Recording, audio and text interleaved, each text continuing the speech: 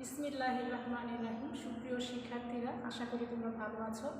রায়পুরা সরকারি কলেজের পক্ষ থেকে অনলাইন ক্লাসে তোমাদের স্বাগত জানাচ্ছি। আমি হোসনা বেগম, প্রভাষক, অর্থনীতি বিভাগ, রায়পুরা সরকারি কলেজ। আজকে আমাদের পড়ার বিষয় হচ্ছে উৎপাদন অপেক্ষক এবং পরিবর্তনীয় উপকরণ অনুপাত বিধি। প্রথমেই উৎপাদন অপেক্ষক বলতে আমরা কি বুঝি? শিক্ষার্থীরা তোমরা জানো, উৎপাদনের সাথে উপকরণের সম্পর্ক রয়েছে। তো উপকরণ এবং উৎপাদনের মধ্যকার যে সম্পর্ক, এই সম্পর্কটিকে গাণিতিকভাবে প্রকাশ করা হলে তাকে বলা হয় উৎপাদন অপেক্ষক। অর্থাৎ আমরা যদি উৎপাদনকে কিউ দ্বারা প্রকাশ করি, তাহলে উৎপাদন অপেক্ষক হতে পারে এল, এফ, এল, কে। এখানে কিউ হচ্ছে উৎপাদন, এফ হচ্ছে নির্ভরশীলতার প্রতীক, অর্থাৎ ফাংশন থেকে নির্ভরশীলতার প্রতীক হিসাবে ব্যবহৃত হয়। এল এবং কে হচ্ছে উৎপাদনের উপকরণ, অর্থাৎ এল হচ্ছে লেবার, কে হচ্ছে ক্যাপিটাল। তাহলে এই যে উৎপাদনের যে উপকরণ, এই উপকরণের সাথে উৎপাদনের সম্পর্ক রয়েছে। অর্থাৎ উপকরণ যদি বৃদ্ধি করা হয়, উৎপাদন বৃদ্ধি পাবে। উপকরণ হ্রাস করা হলে উৎপাদনের পরিমাণও হ্রাস পাবে। তাহলে উৎপাদনের সাথে উৎপাদনটা নির্ভর করছে উপকরণের পরিমাণের উপর। তাহলে এই উৎপাদন এবং উপকরণের মধ্যকার যে সম্পর্ক, এবং এই সম্পর্কটিকে গাণিতিকভাবে প্রকাশ করা হলে তাকেই বলা হয় উৎপাদন অপেক্ষক। এই উৎপাদন অপেক্ষক দুই প্রকার: স্বল্পকালীন উৎপাদন অপেক্ষক এবং দীর্ঘকালীন উৎপাদন অপেক্ষক। স্বল্পকালীন উৎপাদন অপেক্ষক হচ্ছে যে উৎপাদন অপেক্ষকে স্থির উপাদান এবং পরিবর্তনশীল উপাদান উভয়ই থাকে, সেটাকে বলা হয় স্বল্পকালীন উৎপাদন অপেক্ষক। অর্থাৎ স্থির উপাদান এবং পরিবর্তনশীল উপাদান, দেখো এর উপর আমি একটা বার চিহ্ন দিয়ে দিচ্ছি। তাহলে এখানে এল হচ্ছে পরিবর্তনশীল উপাদান এবং কে হচ্ছে স্থির উপাদান। তাহলে এই যে উৎপাদন অপেক্ষকটা, এটি হবে স্বল্পকালীন উৎপাদন অপেক্ষক। এর কারণ হচ্ছে এখানে পরিবর্তনশীল উপাদানও রয়েছে এবং স্থির উপাদানও রয়েছে। তাহলে যে উৎপাদন অপেক্ষকে স্থির উপাদান এবং পরিবর্তনশীল উপাদান পাশাপাশি অবস্থান করে, সে উৎপাদন অপেক্ষককে বলা হয় স্বল্পকালীন উৎপাদন অপেক্ষক। এখানে স্থির উপাদান স্থির থাকে, পরিবর্তন হয় না, কিন্তু পরিবর্তনশীল উপাদানকে পরিবর্তন করা হয়। আর স্বল্পকালীন উৎপাদন অপেক্ষক যে উৎপাদন পরিবর্তনীয় উপকরণ অনুপাত বিধির সাথে সম্পর্কযুক্ত। স্বল্পকালীন উৎপাদন অপেক্ষকে দুই ধরনের উপাদান থাকবে: স্থির উপাদান এবং পরিবর্তনশীল উপাদান। অপরদিকে দেখো শিক্ষার্থীরা, দীর্ঘকালীন উৎপাদন অপেক্ষক বলতে আমরা কি বুঝি? দীর্ঘকালীন উৎপাদন অপেক্ষক হচ্ছে যে উৎপাদন অপেক্ষকে কোনো স্থির উপাদান থাকবে না, সকল উপকরণই এখানে পরিবর্তনশীল। অর্থাৎ দীর্ঘকাল এমন একটি সময়, সাধারণত 12 মাসের অধিক সময়কে বলা হয় দীর্ঘকাল সময়, আর স্বল্পকাল হচ্ছে 12 মাসের মধ্যে হতে হয়। তাহলে দীর্ঘকাল বেশি সময়, সেখানে সকল উপাদানই পরিবর্তনশীল। তাই যে উৎপাদন অপেক্ষকে কোনো স্থির উপাদান থাকে না, সকল উপাদানই পরিবর্তনশীল, সেই উৎপাদন অপেক্ষককে বলা হয় দীর্ঘকালীন উৎপাদন অপেক্ষক। এখানে লেখা যায় কিউ সমান এফ, এল, কে। অর্থাৎ এখানে কে এর উপর বার চিহ্ন দেওয়া নাই, অর্থাৎ এখানে এল এবং কে দুটি হচ্ছে পরিবর্তনশীল উপাদান। তাহলে এটি হচ্ছে দীর্ঘকালীন উৎপাদন অপেক্ষক। তো শিক্ষার্থীরা, আমরা জানলাম স্বল্পকালীন উৎপাদন অপেক্ষকে দুই ধরনের উপাদান থাকে: স্থির উপাদান এবং পরিবর্তনশীল উপাদান। আর দীর্ঘকালীন উৎপাদন অপেক্ষকে কোনো স্থির উপাদান থাকে না, সকল উপাদানই এখানে পরিবর্তনশীল উপাদান। আর দীর্ঘকালীন উৎপাদন অপেক্ষক মাত্রাগত উৎপাদন ধারণার সাথে সম্পর্কযুক্ত। তো আশা করি তোমরা বুঝতে পেরেছ। এখন আমরা করব পরিবর্তনীয় উপকরণ অনুপাত বিধি। তো পরিবর্তনীয় উপকরণ অনুপাত বিধি করতে হলে প্রথমে আমাদেরকে জানতে হবে টিপি, এপি এবং এমপি সম্পর্কে। অর্থাৎ টিপি হচ্ছে মোট উৎপাদন, এপি হচ্ছে গড় উৎপাদন, এমপি হচ্ছে প্রান্তিক উৎপাদন। Total product, average product, marginal product. প্রথমে দেখো মোট উৎপাদন বলতে আমরা কি বুঝি? মোট উৎপাদন হচ্ছে উপকরণের প্রদত্ত পরিমাণ ব্যবহার করে যে পরিমাণ উৎপাদন পাওয়া যায় তাই হলো মোট উৎপাদন। আবার বলছি, উপকরণের প্রদত্ত পরিমাণ ব্যবহার করে যে পরিমাণ উৎপাদন পাওয়া যায় তাকেই বলা হয় মোট উৎপাদন। মোট উৎপাদনকে লেখা যায় কিউ সমান এফ, এল, কে।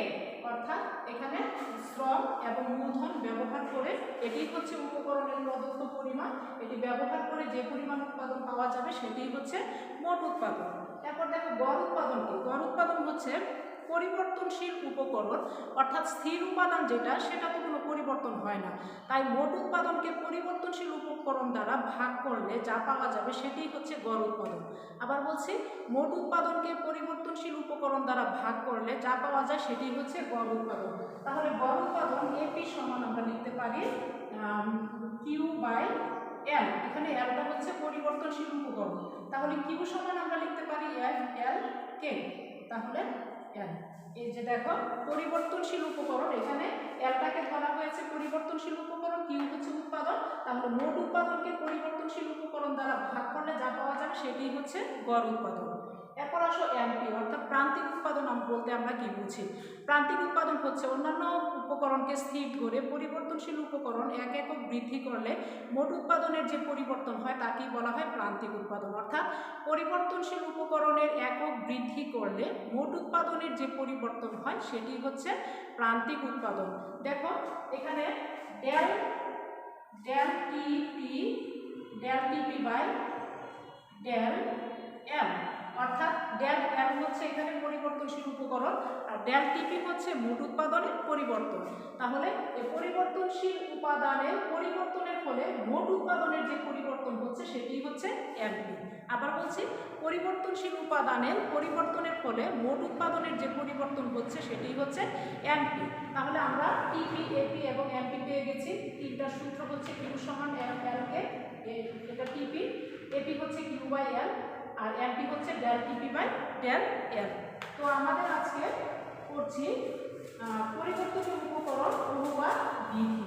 পরিবর্তনীয় উপকরণ অনুপাত বৃদ্ধি। তো পরিবর্তনীয় উপকরণ অনুপাত বৃদ্ধি লেখা একটা চিত্রের সাহায্যে আমরা তিনটা জিনিসের সম্পর্ক এখানে দেখিয়েছি। একটি হচ্ছে টিপি, প্রথম চিত্র ক চিত্র এটা, এবং এটা হচ্ছে ক চিত্র। ক চিত্রে এই রেখাটি হচ্ছে টিপি রেখা এবং ক চিত্রে এটি হচ্ছে এপি রেখা, এটি হচ্ছে এমপি রেখা। এই তিনটি রেখার মধ্যে আমরা সম্পর্ক দেখাবো।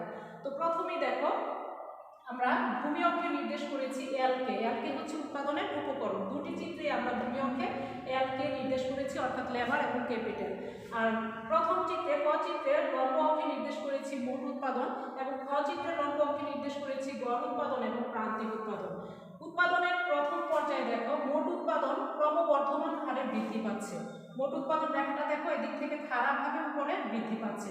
তাহলে উৎপাদনের প্রথম পর্যায়ে এবং আলোচনার সুবিধার্থে আমরা সমগ্র উৎপাদন কালকে দেখো এখানে তিনটি পর্যায়ে বিভক্ত করেছি, প্রথম পর্যায়, দ্বিতীয় পর্যায় এবং তৃতীয় পর্যায়। তো প্রথম পর্যায়ে মোট উৎপাদন ক্রমবর্ধমান হারে বৃদ্ধি পাচ্ছে। মোট উৎপাদন যখন ক্রমবর্ধমান হারে বৃদ্ধি পাচ্ছে তখন শিক্ষার্থীরা খেয়াল করো এই যে গড় উৎপাদন এবং প্রান্তিক উৎপাদন উভয়ই বৃদ্ধি পাচ্ছে। গড় উৎপাদন এবং প্রান্তিক উৎপাদন উভয়ই বৃদ্ধি পাচ্ছে। তবে একটা জিনিস খেয়াল করো যে এপি এবং এমপি উভয়ই বৃদ্ধি পাচ্ছে, কিন্তু এমপি দেখো এপির উপরে আছে অর্থাৎ এমপিটা অধিক হারে বৃদ্ধি পাচ্ছে। তাহলে উৎপাদনের প্রথম পর্যায়ে এমপি গ্রেটার দেন এপি হয় সেটা আমরা বলতে পারি। এই যে এটি হচ্ছে এমপি রেখা আর এটি হচ্ছে এপি রেখা। এমপি রেখাটা দেখো এপি রেখার উপরে অবস্থান করছে। তাহলে উৎপাদনের প্রথম পর্যায়ে মোট উৎপাদন ক্রমবর্ধমান হারে বৃদ্ধি পায়। মোট উৎপাদন ক্রমবর্ধমান হারে বৃদ্ধি পায় বলে গড় উৎপাদন এবং প্রান্তিক উৎপাদন উভয়ই বাড়তে থাকে। তবে প্রান্তিক উৎপাদন গড় উৎপাদনের চেয়ে অধিক হারে বৃদ্ধি পায়। এরপর দেখো উৎপাদনের প্রথম পর্যায়ে দেখো একটা পর্যায়ে গিয়ে গড় উৎপাদন এবং প্রান্তিক উৎপাদন সমান হয়ে যায়। উৎপাদনের প্রথম পর্যায়ের শেষ দিকে গড় উৎপাদন এবং প্রান্তিক উৎপাদন সমান হয়ে যায়। এখন দেখো দ্বিতীয় পর্যায়ের কথা বলছি। দ্বিতীয় পর্যায়ে দেখো এই যে এখান থেকে দ্বিতীয় পর্যায়টা শুরু, এখান থেকে মোট উৎপাদন দেখো উপরে উঠছে, মোট উৎপাদনটা বাড়ছে কিন্তু বাড়ার গতিটা কমে গেছে। অর্থাৎ মোট উৎপাদনটা ক্রমহ্রাসমান হারে এখানে বৃদ্ধি পাচ্ছে। মোট উৎপাদন বাড়ছে ঠিকই কিন্তু ক্রমহ্রাসমান হারে বৃদ্ধি পাচ্ছে। মোট উৎপাদন যখন ক্রমহ্রাসমান হারে বৃদ্ধি পাচ্ছে শিক্ষার্থীরা খেয়াল করো এ বিন্দুর পরে দেখো গড় উৎপাদন এবং প্রান্তিক উৎপাদন উভয়ই কিন্তু হ্রাস পাচ্ছে, নিচের দিকে নামছে। গড় উৎপাদন প্রান্তিক উৎপাদন উভয়ই নিচের দিকে নামছে। তবে দেখো এপি রেখা কিন্তু এমপি রেখার উপরে অবস্থান করছে। তাহলে দ্বিতীয় পর্যায়ে এপি গ্রেটার দেন এমপি আমরা বলতে পারি। দ্বিতীয় পর্যায়ে এপি গ্রেটার দেন এমপি অর্থাৎ দ্বিতীয় পর্যায়ে গড় উৎপাদন প্রান্তিক উৎপাদন উভয়ই হ্রাস পাচ্ছে, কিন্তু হ্রাস পেলেও গড় উৎপাদন প্রান্তিক উৎপাদনের চেয়ে অধিক হারে হ্রাস পাচ্ছে। অর্থাৎ গড় উৎপাদনটা উপরে আছে এবং প্রান্তিক উৎপাদনটা নিচে আছে। এবং এক পর্যায়ে গিয়ে দেখো প্রান্তিক উৎপাদনটা শূন্য হয়ে গেছে। প্রান্তিক উৎপাদন কখন শূন্য হয়েছে শিক্ষার্থীরা খেয়াল করো, যখন মোট উৎপাদন সর্বাধিক। এই যে বিন্দুটা, এই বিন্দুতে কিন্তু মোট উৎপাদন সবচেয়ে বেশি আছে। এই যে টিপি রেখাটি সবচেয়ে উপরের বিন্দু হচ্ছে এটি। তাহলে মোট উৎপাদন যখন সর্বাধিক বা সর্বোচ্চ তখন প্রান্তিক উৎপাদন শূন্য হয়। প্রান্তিক উৎপাদন যখন শূন্য হয় গড় উৎপাদন তখনও কমতে থাকে, কিন্তু গড় উৎপাদন কখনো শূন্য হয় না বা ঋণাত্মক হয় না। গড় উৎপাদন কমতে থাকে কিন্তু প্রান্তিক উৎপাদন শূন্য হয়ে যায়। এরপর দেখো শিক্ষার্থীরা উৎপাদনের তৃতীয় পর্যায়। উৎপাদনের তৃতীয় পর্যায়ে মোট উৎপাদন যখন সর্বোচ্চ অবস্থায় থাকে, এরপরও যদি শ্রম এবং মূলধন অর্থাৎ উপকরণ বৃদ্ধি করা হয়, তখন মোট উৎপাদন আস্তে আস্তে হ্রাসমান হয়, মোট উৎপাদন কমতে থাকে। মোট উৎপাদন যখন কমতে থাকে তখন প্রান্তিক উৎপাদনও কমতে থাকে, গড় উৎপাদনও কমতে থাকে, কিন্তু প্রান্তিক উৎপাদন দেখো ঋণাত্মক হয়ে পড়ে। প্রান্তিক উৎপাদনটা শূন্য থেকে আস্তে আস্তে ঋণাত্মক হয়ে যায় এবং গড় উৎপাদন কমতে থাকে। গড় উৎপাদন শূন্যও হয় না, ঋণাত্মকও হয় না। তো আমি তিনটি পর্যায়ে এভাবে বিভক্ত করেছি। এখানে এই মোট উৎপাদন, গড় উৎপাদন এবং প্রান্তিক উৎপাদন নিয়ে আরেকটা প্রশ্ন হতে পারে যে তিনটি উৎপাদন পর্যায়কালের মধ্যে কোন পর্যায়ে উৎপাদন করাটা যুক্তিযুক্ত বা কোন পর্যায়টাকে কাম্য পর্যায় বলা হয়। অর্থাৎ এখানে তো আমি তিনটি পর্যায়ে বিভক্ত করেছি, প্রথম পর্যায়, দ্বিতীয় পর্যায়, তৃতীয় পর্যায়। এই তিনটি পর্যায়ের মধ্যে কোন পর্যায়ে উৎপাদন করাটা যুক্তিযুক্ত। তাহলে শিক্ষার্থীরা দেখো, প্রথম পর্যায়ে মোট উৎপাদন কিন্তু সর্বোচ্চ হয় না, মোট উৎপাদন বৃদ্ধি পাচ্ছে, মোট উৎপাদন বৃদ্ধি পাচ্ছে কিন্তু মোট উৎপাদন সর্বোচ্চ হয় না প্রথম পর্যায়ে। তাই প্রথম পর্যায়ে উপকরণ নিয়োগ করা উৎপাদনকারীর জন্য লাভজনক হবে। আবার তৃতীয় পর্যায়ে দেখো, মোট উৎপাদন হ্রাসমান হয়ে যাচ্ছে, অর্থাৎ মোট উৎপাদন নিচের দিকে নামছে, মোট উৎপাদনটা কমে যাচ্ছে, আর প্রান্তিক উৎপাদন ঋণাত্মক হয়ে যাচ্ছে, গড় উৎপাদন কমতেছে। তাহলে যখন মোট উৎপাদন কমে যাচ্ছে তখন তো অবশ্যই উৎপাদনকারীর জন্য এই পর্যায়টা লাভজনক বা কাম্যজনক অবস্থা হবে না। কিন্তু দ্বিতীয় পর্যায়ে শিক্ষার্থীরা খেয়াল করো, মোট উৎপাদন কিন্তু সর্বোচ্চ অবস্থায় পৌঁছে গেছে। এখানে প্রান্তিক উৎপাদন শূন্য হয়েছে এবং আস্তে আস্তে কমে শূন্য হচ্ছে, গড় উৎপাদনও কমছে। তাহলে মোট উৎপাদন যেখানে সর্বোচ্চ অবস্থায় আছে সেখানে যদি উৎপাদন চালিয়ে যায়, সেই অবস্থাটাকে কাম্য অবস্থা বলা যায় বা যুক্তিসঙ্গত অবস্থা বলা যায়। তাহলে আমরা দ্বিতীয় পর্যায়টাকে কাম্য অবস্থা আমরা বলতে পারি। আশা করি শিক্ষার্থীরা তোমরা বুঝতে পেরেছো তিনটি এর মধ্যে সম্পর্ক, টিপিএ পিএমপি এর মধ্যে সম্পর্ক। তো তোমরা বাড়িতে চিত্রটি অঙ্কন করে বই থেকে পড়বে। তোমরা ভালো থেকো। আজকে এখানে শেষ করছি। ধন্যবাদ সবাইকে।